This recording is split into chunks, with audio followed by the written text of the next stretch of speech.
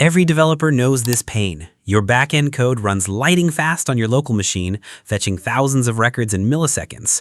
But the second you ship to production with real data, your site loads so slowly it feels like it has an appointment with another user. Sometimes the database itself is not even the real problem. The primary culprit is almost always the dreaded N+1 query problem. N+1 queries are a database performance issue that happens when an application repeatedly sends queries inside a loop instead of using one efficient query to retrieve or update all the required data at once. Every trip to the database introduces a small amount of delay, and when that trip is repeated dozens or hundreds of times, the total response time can become significantly slower. This problem is especially common when working with object relational mapping systems in web frameworks such as Django, Ruby on Rails, Laravel, and Spring Boot. Let's break down it with Django. Look at this code. We fetch all the blog posts using Post.objects.all and then loop through them to display each author's name. At first glance, nothing looks wrong. The code is short, readable, and exactly what many developers would naturally write. But behind the scenes, Django first sends one query to retrieve all the posts. Then, every time the loop reaches post.author.name, Django may send another query to fetch that specific author.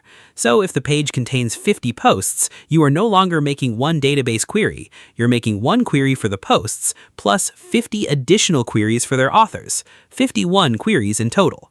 That's why we call it the N+1 problem. The 1 represents the initial query, while the N represents the additional queries used to fetch each author. Now look at the second snippet.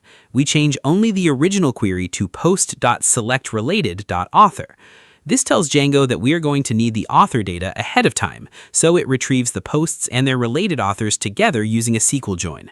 The loop itself barely changes, but something important has changed underneath.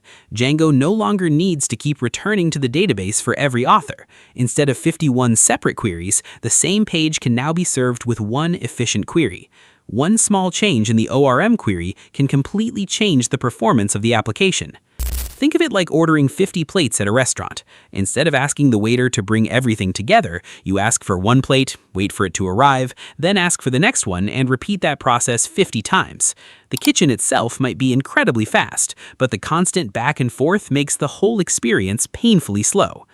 N+1 queries work in almost exactly the same way.